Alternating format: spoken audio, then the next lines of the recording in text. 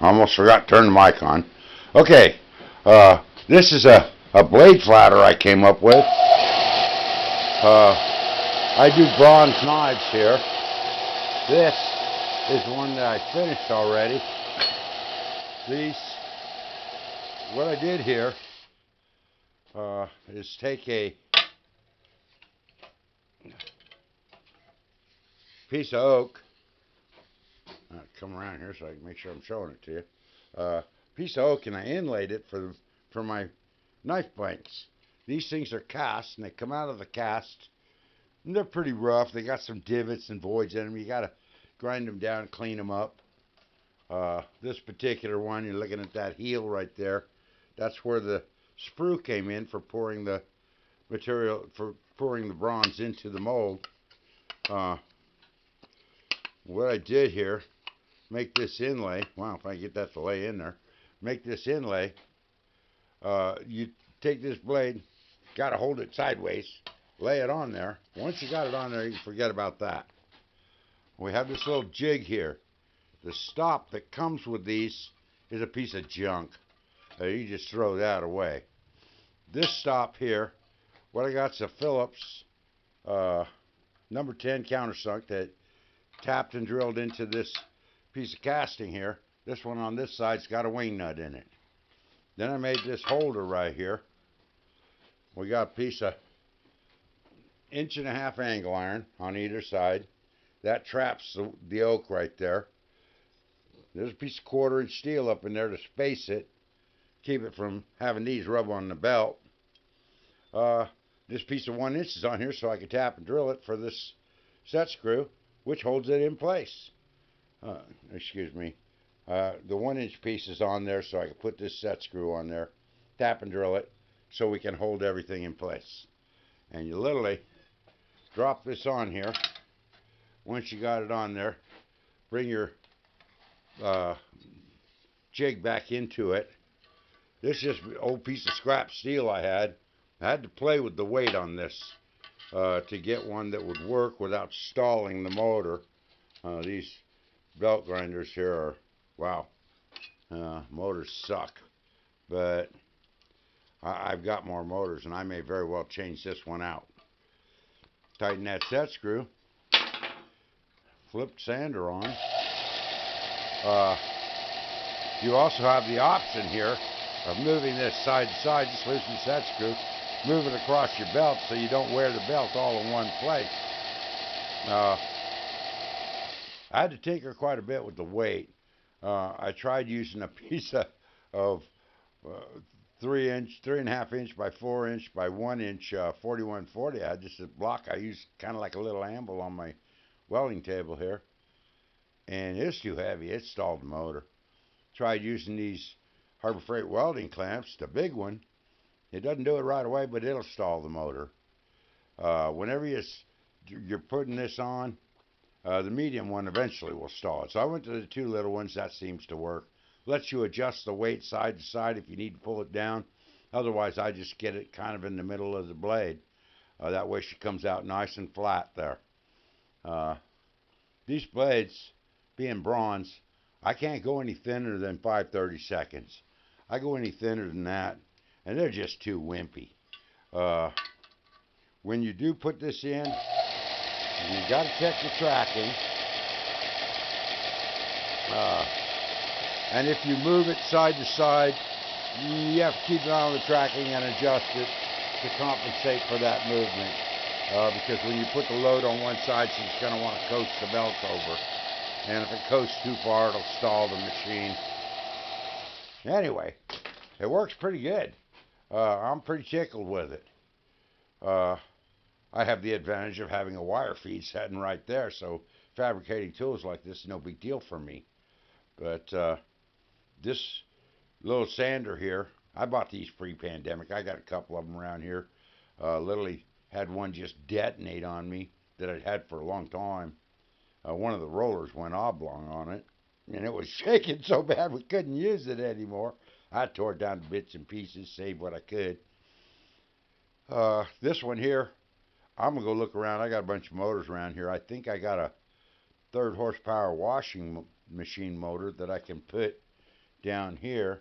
I'll have to figure out some way to keep the grindement out of it. And I may go to a larger pulley, speed this thing up. The rating says this thing turns at about 1,050 feet per minute. It's pretty damn slow and grossly underpowered. You can stall these things without any effort at all. It literally doesn't take much. That little 1x30 setting over there is even worse. I stall that thing all the time. It's really annoying. But I think if I do that, change that motor, one, that washing machine motor's got a start run capacitor. These things only have a start capacitor. So it'll probably make a much more effective grinder if I do that.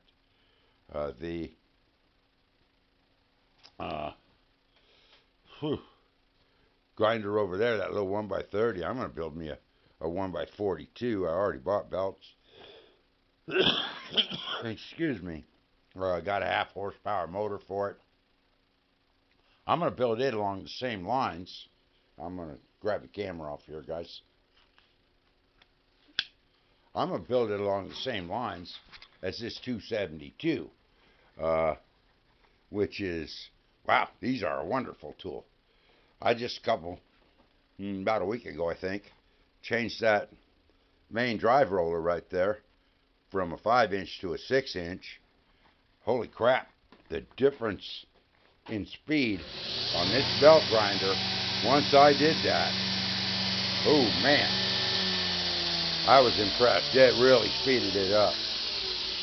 Went online to the club site, and the consensus seems to be that that little darling right there bumped my speed by about 900 feet per second. I'm running about 5,400 feet per second, per minute on this belt grinder. And hell, before I did that, she would eat steel like nobody's business. Now it's just, wow, almost too effective. Another project, there's a compound. I built that out of a 3-inch Wen, one of them cross-slide vices. I cut it all apart, threw away all the extraneous crap, and built that for this wood lathe. My metal lathes down, the power board's out, and Chinese New Year, I got to wait like 3 weeks to get a board. The only part of this I didn't make is this little clamp bar down here, which has a riser, fits in these ways, and 2 3/8 bolts I drilled and tapped it on either side. I figured out that the biggest difference between a wood lathe and a metal lathe is the compound. I got a chuck for this, a regular metal chuck, sitting up there on the top shelf, so that I can chuck. That's a 4-inch chuck. It's a little smaller than I wanted. The whole reason I wanted to do this is so I can turn bigger parts. But anyway, my main thing here is this little darling. I think for those of us that don't have bottomless checking accounts, this is worthwhile for prepping blades. It actually works. I've been kind of testing those blue belts right there versus the brown ones. They cost about twice as much, but they seem to give me more life. Whether one of those is equal to 3 of the brown ones, that I don't know. But I've done 6 blades. The 6th one is in there right now. And the brown belts, I think I went through 3 of them. Blue belts, that blue belt right there was pretty old. I put it on there, and it's a little on the dull side. I just decided to put a new blade on for this last knife just to see if it'd make a big difference. And it does. It cuts a lot faster. There's a little single burner forge I have in here. I can fab pretty much anything I want on account of, I don't know, I just have the skills, and I have a selection of welding machines there, including a plasma cutter. That argon bottle sitting there, because that little Hobart handler will run stainless and aluminum if I so desire. I use it mainly for steel. Take a quick walk out here. That's a coal burner forge. I use that when I'm fabbing anvils on account of the size of the anvil. That's a quench tank right there. It has brine in it. I just dump it out when I'm not using it, flush it out real good so the salt doesn't eat my tank. This is my actual foundry, and that 4x36 normally sets right there on that counter. But that counter's a little shallow for putting it down horizontal. And when I initially did this, I came out here and was holding that thing up against the vertical belt. Now, don't do it that way. That's a lot like work, man. So I quit doing that pretty quick, took it inside. It was really cold that day anyway. There's a quench tank. That's an oil tank, and it's made out of an old acetylene cylinder. 2-burner forge. That's a treadle hammer. I modeled that after the Clay Spencer thing. I just streamlined it, got rid of a lot of the extraneous crap. Works good. Right here's one of those hydraulic log splitter that is also a hydraulic press. I'm not done refining this yet. I got her so she works 100% off the pedal. That was one of the things I did.